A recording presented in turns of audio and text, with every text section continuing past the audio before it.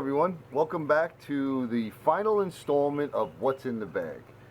And the last two showed the little pouches that were on the side of the main bag. This is on the front of the main bag. And this is one of the reasons why I picked up this bag, okay? It does have these bags that you could remove. And I'm sure a more experienced camper and outdoorsman could probably just fill this one bag up with enough stuff to, affect a pretty decent survival. But like I said, the bag I have is huge. It's not something you'd be, using for hiking.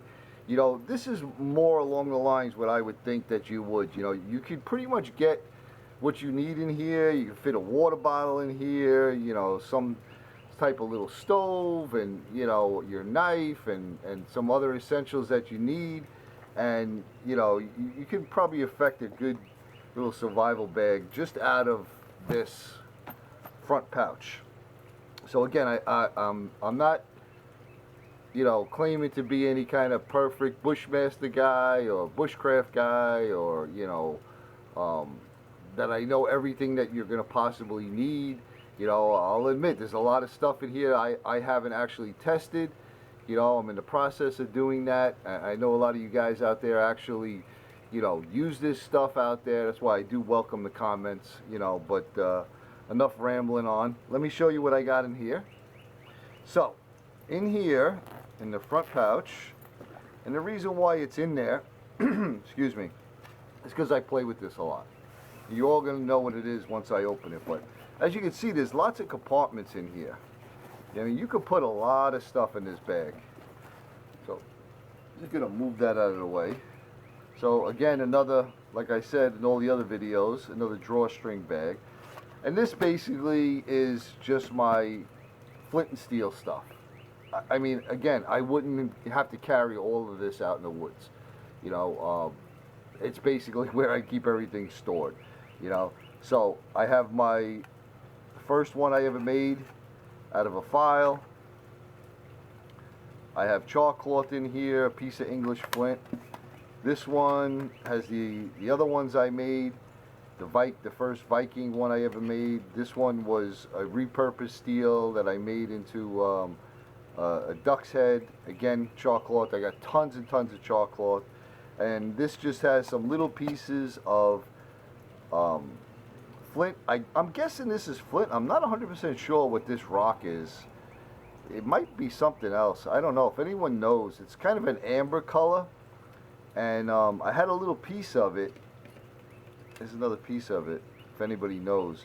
It didn't fracture like flint does, but I'll tell you what. A tiny little piece like this throws some sparks. You don't need a giant piece of flint. So I got that. And then in this one is my other Viking steel that I made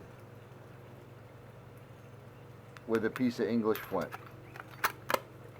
So that bag just contains all my flint and steels.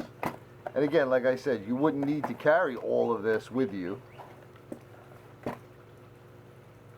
but I keep it all in there. See what we got next. Let's open up this main compartment here. Okay. And again, there's lots of room for stuff. Alright. Another drawstring pouch. I have in here the pine tar salve. So I actually have two of those.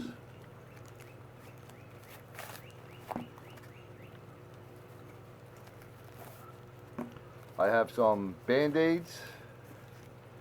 I have some chem pads. These are basically alcohol pads, okay, pre-saturated. Right, so you can use these if you have some kind of a wound, right? You could use these to clean things. You could use these as a fire starter. I mean, they light up, okay? It's basically a piece of cotton saturated with alcohol. Okay, so I have those. This is a big orange plastic. I'm gonna take it all apart here. But it says need help, right? So if you're stranded out there, you can make this, use this as a banner. And then I have here emergency blanket. Never used one of these, don't know if they work, but I have one. And then I have a little Fresnel lens. Okay, so that's in that bag. Get that out of the way. Then in here, we have a cotton bandana, 100% cotton. This could be used for, you know, a bandage. This could be used as a washcloth. This could be used as a filter material if you're making some type of filter for water. This could be used to make chalk cloth. You know, cotton bandana has a ton of uses. Then the rest of this bag is filled with these little go towels, mini go towels. So if you've never seen these, they're pretty awesome. All you do is put them in water. You could dump them right in a little cup of water and they'll just totally expand, or you could just put a few drops on them and then they'll open up and they'll just be moist. And you know, you can use them for anything. Toilet paper, washing your face, washing your hands. You know, these are great to have. So I have this thing filled with them.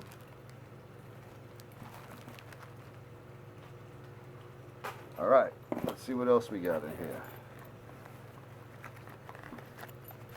I have here some iodine tablets, water purification. I have here some magnifying lenses.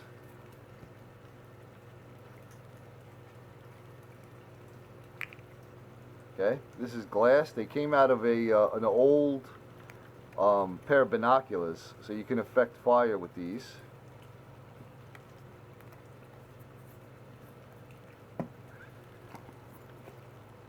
Fix and wax. I'll put a link in how I made that. This could be used for tons and tons of things. Rust proofing, lubricating. It's so many uses for that.